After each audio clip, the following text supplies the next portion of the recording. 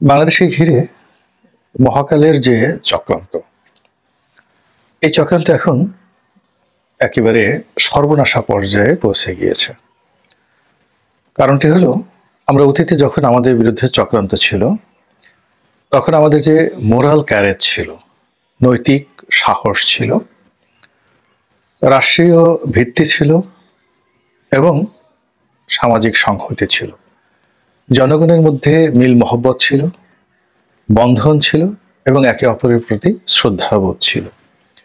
এবং সেসব কারণে ইতিহাসের বিভিন্ন সন্ধিক্ষণে, সে হাজার বছর আগে আমরা কখনো দিল্লির বিরুদ্ধে লড়েছি, কখনো সেই গুজরাটের রাজা চালুক্য সম্রাট রাজেন্দ্রের বিরুদ্ধে লড়েছি, আফগানিস্তান থেকে আগত যারা যোদ্ধা তাদের বিরুদ্ধে লড়েছি, আরো অনেকের বিরুদ্ধে লড়েছি এবং সর্বশেষ পৃথিবীর অন্যতম পরাশক্তি পাকিস্তানের সঙ্গে লড়াই করেছি এবং আমরা জিতেছি। আমাদের এই দেশকে নিয়ে যখন যেভাবে যে পেরেছে সবাই চক্রান্ত করেছে। কারণ হলো, এদেশের মানুষের একটা স্বাভাবিক শক্তি রয়েছে, কর্মশক্তি। ফলে যখন দাস প্রথা ছিল, তখন এদেরকে ধরে নিয়ে বিদেশে বহুমূল্যে বিক্রি করা যেত এবং অনেককে যৌন দাস হিসেবে ব্যবহার করা হতো। আফ্রিকার দাস দাসী, তাদের তুলনায় বাংলাদেশ থেকে যাদেরকে ধরে নেওয়া হতো, তাদের শারীরিক গঠন কমনীয় ছিল। ফলে তাদেরকে গৃহদাস এবং যৌনদাস কিংবা যৌনদাসী হিসেবে খুব সহজে উচ্চ মূল্যে বিক্রি করা যেত। মানুষের পর আমাদের এই প্রকৃতিতে বহু মূল্যবান পশু ছিল। আমাদের এই দেশের বাঘ শিকারের জন্য বহু মানুষ এসেছে, হাতি শিকার করার জন্য, হাতির দাঁত এখান থেকে চুরি করার জন্য বহু মানুষ, বহু দস্যু দল এই বাংলায় এসেছে। এরপর আমাদের উদ্ভিদ এবং শস্য অসাধারণ, আমাদের শিল্প এবং সাহিত্য, আমাদের দেশের যে হস্তশিল্প, মসলিন শিল্প, এ কারণে এই দেশটি সেই অনাদিকাল থেকেই বিশ্বের লুটেরা, ডাকাত, তাদের জন্য এটি একটি যাকে বলা হয় স্বর্ণ ডিম্ব পার হাঁস, মানে স্বর্ণ ডিম্ব প্রসবকারী হংস, একটু যাকে বলা হয় সংস্কৃত ভাষা ব্যবহার করে বলার চেষ্টা করলাম, যদি আমরা বাংলায় বলি স্বর্ণের ডিম পাড়া হাঁস। এবং এটি এখনো অব্যাহত আছে। 18 কোটি মানুষ, বেশিরভাগ মানুষই শ্রমজীবী। এমনকি আমাদের সমাজে যারা ভিক্ষা করেন, অনেক কষ্ট করে তারা ভিক্ষা করেন। আপনি গিয়ে দেখবেন শাহবাগের মোড়ে, মানে যারা আহত, হাত পা নেই, অনেক কষ্ট করে তারা এই দৌড়দৌড়ি করে ভিক্ষা করছে। আবার যারা সং ধরছে, মানে কেউ বোবা, কেউ অন্ধ, কারো হাত পা ভালো কিন্তু সে পঙ্গু সেজে ভিক্ষা করছে। এবং এই ধরনের নিখুঁত অভিনয় করতে তাদের অনেক কষ্ট হয়, ভীষণ রকম কষ্ট হয়। আমাদের দেশের মানুষদের মধ্যে একটা স্বাভাবিক মেধা আছে এবং সেই মেধা অন অ্যাভারেজে বিশ্বের অনেক দেশের চেয়ে বেশি। ফলে আপনি দেখবেন যে গত 20 বছরে পৃথিবীর প্রযুক্তি এবং বিজ্ঞান এবং অঙ্ক, ফিজিক্স, কেমিস্ট্রি এর যে অধিক্ষেত্রগুলো রয়েছে, ইনক্লুডিং মহাকাশ গবেষণা, এখানে বাঙালি ছেলেমেয়েরা পৃথিবীর অন্য যে কোনো দেশের চেয়ে ভালো করছে। ফলে এই দেশের উপর কর্তৃত্ব স্থাপন করার জন্য সকল পরাশক্তি, আমেরিকা বলেন, রাশিয়া বলেন, ইংল্যান্ড বলেন এবং সাম্প্রতিক সময় ভারত, পাকিস্তান সবাই চেষ্টা করে যাচ্ছে। তারই ধারাবাহিকতা এই মুহূর্তে চেষ্টার ক্ষেত্রে সবার উপরে রয়েছে আমেরিকা, তারপরে রয়েছে ভারত। আপনারা ইতিমধ্যে অনেকেই সন্দেহ করেছেন এবং অনেকে জানেন যে জুলাই আগস্ট বিপ্লবের নেপথ্যে বিদেশি শক্তি অনেক অপকর্ম করেছে। ইন ডিটেলস যাব না, শুধুমাত্র বাংলাদেশে যেটি জানাজানি হয়ে গেছে সেটা হলো স্নাইপার রাইফেল। এটা দিয়ে গুলি করে অনেক মানুষকে হত্যা করা। এই কাজটি ছাত্র করেনি, তরুণ করেনি, আন্দোলনকারীরা করেনি, বিএনপি করেনি, জামাত করেনি। তাহলে কারা করেছে? এই ধরনের রাইফেল বাংলাদেশে আসার কথা না, মিলিটারির নেই, পুলিশের নেই। তো কাজেই এগুলো নিয়ে অনেক কথা বলা যায়, অনেক সন্দেহ করা যায়। সরকার যখন ভালো একটা অবস্থানে পৌঁছবে, নিঃসন্দেহে এগুলো নিয়ে আলাপ আলোচনা হবে। তো যা বলছিলাম যে এখন এই বাংলাদেশকে নিয়ে চক্রান্ত হচ্ছে, ভীষণ রকম চক্রান্ত হচ্ছে। চীন এখানে আধিপত্য বিস্তার করার জন্য চেষ্টাও চালাচ্ছে, চক্রান্ত চালাচ্ছে। চীনকে রুখে দেওয়ার জন্য ভারত চেষ্টাও চালাচ্ছে, চক্রান্ত চালাচ্ছে। শেখ হাসিনাকে আবার রাজনীতিতে পুনর্বাসিত করার জন্য ভারত সর্বোচ্চ চেষ্টা করছে, এবং শেখ হাসিনাকে বসানোর বিনিময়ে যদি আমাদের সেন্ট মার্টিন দ্বীপ আমেরিকাকে দিয়ে দিতে হয় এবং আমেরিকাকে আরো বড় কোনো ছাড় দিতে হয়, সেটাও ভারত কিন্তু রাজি। এবং এই কাজগুলো এমন একটা পর্যায়ে গিয়ে পৌঁছে গেছে যে বর্তমানে এই তত্ত্বাবধায়ক সরকার তারা দুর্বল অবস্থানে রয়েছে, তাদের পক্ষে এই বিষয়গুলো মোকাবেলা তো দূরের কথা, অনুধাবন করার মতো অবস্থাও তাদের নেই। ফলে দিনের পর দিন পুরো পরিস্থিতি জটিল থেকে জটিলতর হচ্ছে। আর এই জটিলতার কারণেই আমাদের যে রাজনীতির ধারাবাহিকতা, যেমন ধরুন নির্বাচন হবে, এখন সেই নির্বাচনের প্রতি আমরা কেউ আস্থাশীল হতে পারছি না। সবাই নির্বাচন চাচ্ছেন, সবাই নির্বাচন দিতে চাচ্ছেন, আবার সবাই যখন একত্রে কথাবার্তা বলছেন সবাই একে অপরকে সম্মান জানাচ্ছেন, শ্রদ্ধা জানাচ্ছেন, কিন্তু সেই বৈঠক শেষ হওয়ার পরে এমন একটা পরিবেশ পরিস্থিতি তৈরি হয় আমরা কেউ কারোর প্রতি বিশ্বাস এবং আস্থা রাখতে পারি না। যেমন ধরুন বিএনপির সঙ্গে বৈঠক হলো অন্তর্বর্তীকালীন সরকারের, বৈঠক থেকে বের হয়ে এলেন মির্জা ফখরুল, বললেন যে আমরা ভালো বৈঠক করেছি, আমরা সরকারকে একটি যৌক্তিক সময় দিতে চাই। আবার লন্ডন থেকে তারেক রহমান সাহেবও একই কথা বললেন, কিন্তু ওই দিন 24 ঘন্টার মধ্যে তাদের কথা পাল্টে গেল।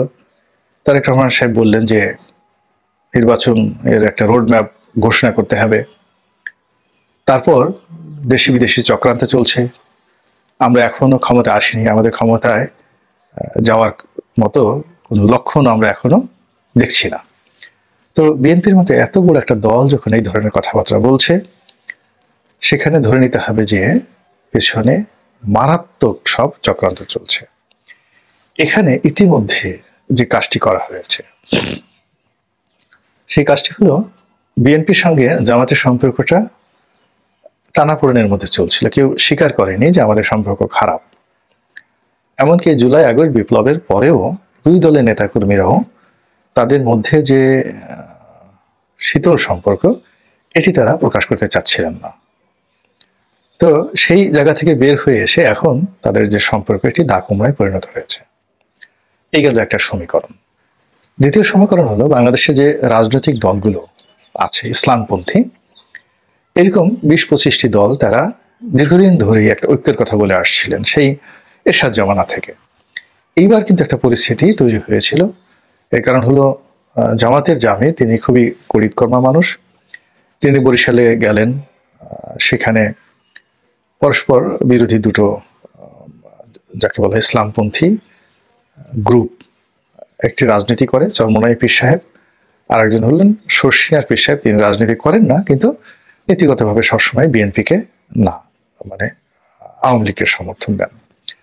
তো তিনি সেই শর্ষিনার পীর সাহেবের সাথে দেখা করলেন, চরমোনাই পীর সাহেবের সঙ্গে দেখা করলেন, হেফাজতের লোকের সঙ্গে তার দেখা সাক্ষাৎ হলো, এবং অন্যান্য যারা আছেন, এমনকি যে দেলোয়ার হোসেন সাইদি সাহেবের যে মামলা, সেই মামলায় যিনি প্রথম অভিযোগ করেছিলেন সেই মাইজ ভান্ডারী, আমাদের সেই ভান্ডারী ভাই যাকে আওয়ামী লীগ এমপি বানিয়েছিলেন, তো তাদের সঙ্গে সেই ভান্ডারীদের সঙ্গে কিন্তু জামাত সম্পর্ক নষ্ট করতে চায়নি, এবং তারা অনেক কিছু ছাড় দিতে চেয়েছে, পর্দার ব্যাপারে ছাড় দেওয়ার চেষ্টা করেছে, মুক্তিযুদ্ধের বিষয়ে তারা সরি বলার জন্য রাজি, তারপর নিজেদেরকে আরো উদার হিসেবে তারা প্রমাণ করার জন্য হিন্দুদের সঙ্গে তাদের একটা সম্পর্ক, অমুসলিম শাখা হিসেবে তারা একটা শাখা তৈরি করেছে। সব মিলিয়ে তারা অনেকটা পেরেস্ত্রয়িকার মতো করে, অর্থাৎ গর্বাচেভ যেভাবে গ্লাসনস্ট এবং পেরেস্ত্রয়িকার মাধ্যমে রাশিয়াকে বা সোভিয়েত ইউনিয়নকে আমূল পরিবর্তন করার জন্য চেষ্টা চালিয়েছেন, ওভাবে কিন্তু জামাত চেষ্টা চালিয়ে আসছিল, কিন্তু সেটা বিমূর্ত হয়ে গেছে। জামাতের সঙ্গে কারো বন্ধুত্ব তো হয়নি, বরং আগে যে সম্পর্কটা ছিল সেই সম্পর্কটা আরো খারাপ হয়েছে। তাহলে বিএনপির সঙ্গে জামাতের সম্পর্ক খারাপ হলো, জামাতের সঙ্গে ইসলামপন্থীদের সম্পর্ক খারাপ হয়ে গেল। এরপর ধরুন মাঠের যারা এই মুহূর্তে আওয়ামী লীগ ছাড়া অন্য রাজনৈতিক দলগুলো আছে, তাদের প্রায় সবার সঙ্গেই বর্তমান সরকার ইউনিট সরকারের সম্পর্ক খারাপ হয়ে গেছে। ভীষণ রকম খারাপ হয়ে গেছে।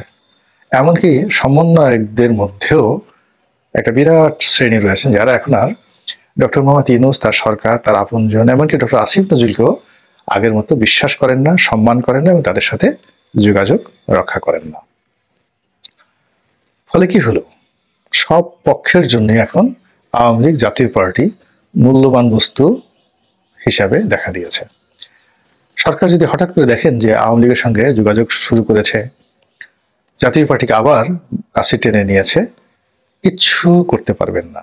এর কারণ হলো সরকারের সঙ্গে যারা সম্পর্ক রক্ষা করার কথা, তারা যেহেতু সরকার থেকে দূরে সরে গেছে, সরকার তার পিঠ বাঁচানোর জন্য, অস্তিত্ব রক্ষা করার জন্য ঠিক সেম কাজটি করবে। এবং এটা নতুন নয়, ১১ সময় কিন্তু এই ঘটনাই ঘটেছিল। ১১ ঘটেছিল, যে কোনো কারণে ১১ ঘটেছিল, কিন্তু ১১ যারা কুশীলব তারা সবাই কিন্তু বিএনপির প্রতি সিম্প্যাথাইজড ছিলেন। এবং তারা যখন দেখলেন যে তারা আর পারছেন না, তখন তারা বিএনপির হাতে ক্ষমতা হস্তান্তর করার জন্য চেষ্টা চালাচ্ছেন। কিন্তু কোনো অবস্থাতেই বিএনপির সঙ্গে তারা সেই সম্পর্ক স্থাপন করতে পারেননি, অথবা বিএনপি সেই ১১ কুশীলবদেরকে এতটা অবিশ্বাস, এতটা অশ্রদ্ধা করতেন, মনে হতো যে তারা মরে যাবেন, সারাটা জীবন জেলে থাকবেন, পচে যাবেন, গলে যাবেন, কিন্তু এই বেঈমান মুনাফিক যাদেরকে তারা ক্ষমতায় বসিয়েছেন তাদের সাথে নেগোসিয়েশন করবেন না। তখন তারা বাধ্য হয়ে আওয়ামী লীগের সঙ্গে নেগোসিয়েশন করে। এখনো ঠিক একই অবস্থা। ডক্টর মোহাম্মদ ইউনূসের সঙ্গে আওয়ামী লীগের দৃশ্যত দাকুনো সম্পর্ক, এবং আওয়ামী লীগকে ক্ষমতাচ্যুত করে এই সরকারই ক্ষমতায় এসেছে, কিন্তু দেখা গেল সেই আওয়ামী লীগের সঙ্গে এই সরকারের হয়তো খুব দ্রুত বন্ধুত্ব হয়ে যাবে, নেগোসিয়েশন হয়ে যাবে, এবং বাকি দলগুলো সব একেবারে যাকে বলা হয় আকাশের দিকে তাকিয়ে তারা গোনা ছাড়া তাদের আর কোনো উপায় থাকবে না। এই রাজনৈতিক সমীকরণ একবার নয়, দুইবার নয়, বহুবার এই বাংলাদেশে ঘটেছে, বহুবার ঘটেছে। আমি উদাহরণ, জাস্ট একটা উদাহরণ দিলাম 1/11-এর, কিন্তু একই উদাহরণ আমি আরো 10টা দিতে পারবো। দ্বিতীয়ত, বিএনপির সঙ্গে আওয়ামী লীগের, অর্থাৎ এখন এই যে অন্যান্য দলগুলোর মধ্যে যে ঐক্য, সেই ঐক্যর যে জায়গাটি, এটি বন্ধ হয়ে গেছে এবং এই ঐক্য আর হবে না। এই ঐক্য আর হবে না। এর কারণ হলো জনাব তারেক রহমান সাহেব নিচে নামতে নামতে নামতে নামতে এমন একটা জায়গায় নিচে নেমেছেন যে রাস্তার ছোট ছোট দলগুলো, যাদের সঙ্গে দেখা গেল জামাতের একজন রোকন, যাদের সঙ্গে কথা বলেন না এক টেবিলে বসে, এমন সব লোকদেরকে জনাব তারেক রহমান সাহেব লন্ডনে টেলিফোন করেন, তাদের সাথে নিয়মিত কথাবার্তা বলেন, তাদেরকে রাজনৈতিক সঙ্গী, বন্ধু বানানোর জন্য তিনি চেষ্টা করেন। মানে বিএনপি কেবলমাত্র আওয়ামী লীগকে মোকাবেলা করার জন্য রাজনৈতিকভাবে যতটা নিচে নামা সম্ভব, যতটা ছাড় দেওয়া সম্ভব, তার সর্বোচ্চ তারা দিয়ে যাচ্ছে। তারা মাহমুদুর রহমান মান্নান সাহেবের মতো মানুষ, ভিপি নুরের মতো মানুষ থেকে শুরু করে আরো অনেকের সঙ্গে, আসম আব্দুর রফের মতো মানুষ, অনেকের সঙ্গে বন্ধুত্ব করার চেষ্টা চালাচ্ছেন এবং তাদেরকে যথেষ্ট ছাড় দিয়েছেন। কিন্তু এটা এখনো পর্যন্ত বিএনপির জন্য কোনো সুফল বয়ে নিয়ে এসেছে এরকম কোনো সিঙ্গেল নজির নেই। ফলে এটি আগামীতে শত্রুতায় পরিণত হওয়া সময়ের ব্যাপার, খুব দ্রুত। এই গেল এক। তখন বিএনপি কি করবে? অতীতে যেভাবে হয়েছে, আওয়ামী লীগের সঙ্গে সমঝোতা করেছে, এরশাদ জমানায় করেছে, জিয়াউর রহমানের জমানাতে হয়েছে, জিয়াউর রহমান অনেকের সাথে সমঝোতা করার চেষ্টা করেছে, কিন্তু কার্যকরভাবে আওয়ামী লীগ বিহীন বাংলাদেশে তারা জনগণকে সামাল দেওয়ার জন্য, বহির্বিশ্ব সামাল দেওয়ার জন্য তিনি বিকল্প কোনো শক্তিকে দাঁড় করাতে পারেননি। ফলে বাধ্য হয়ে তাকে কিন্তু আওয়ামী লীগের সঙ্গে সমঝোতা করতে হয়েছে। আওয়ামী লীগের এ টিম নামানো হয়েছে, বি টিম নামানো হয়েছে, সি টিম নামানো হয়েছে। তারপরে সর্বশেষ শেখ হাসিনাকে আনা হয়েছে রাজনীতির একটা স্ট্যাবল পজিশন করার জন্য। এরশাদের জমানাতেও তাই। এরশাদ প্রথমে আওয়ামী লীগকে শত্রু মনে করেছে, বিএনপিকে শত্রু মনে করেছে, তো তারা প্রথমে জামাতকে কাছে নিয়েছে, এখন ডক্টর ইউনূস যেভাবে নিয়েছে, কিন্তু পরে দেখা গেল শুধু জামাতকে দিয়ে সামাল দেওয়া যায় না, এরপর তারা আওয়ামী লীগকে নিয়েছে, কিন্তু পরবর্তীতে দেখা গেল থাকতে পারেনি এবং ওই সময় বিএনপিকে সবাই মিলে আক্রমণ করেছে। কিন্তু সময়ের পরিক্রমায় জামাত, বিএনপি, আওয়ামী লীগ সব কিন্তু এক হয়ে গেছে, বন্ধু হয়ে গেছে।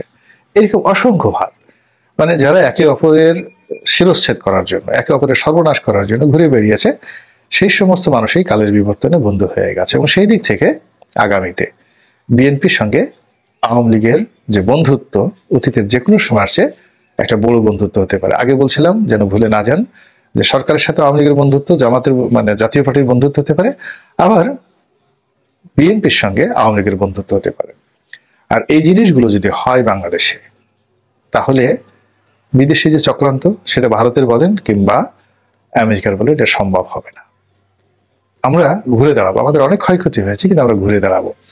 কিন্তু এই কাজগুলো যেন না হয়, কেউ যেন না করতে পারে, এই জন্য পর্দার আড়াল থেকে শত শত নয় হাজার হাজার কোটি টাকা খরচ করে বহু নাটক মঞ্চস্থ করছে বিভিন্ন দেশ। ধরুন আমেরিকাই করে চলেছে, বা ধরুন ভারতে করে চলেছে। আপনারা কি বিশ্বাস করবেন বঙ্গবন্ধুকে হত্যার পিছনে ভারতের হাত ছিল?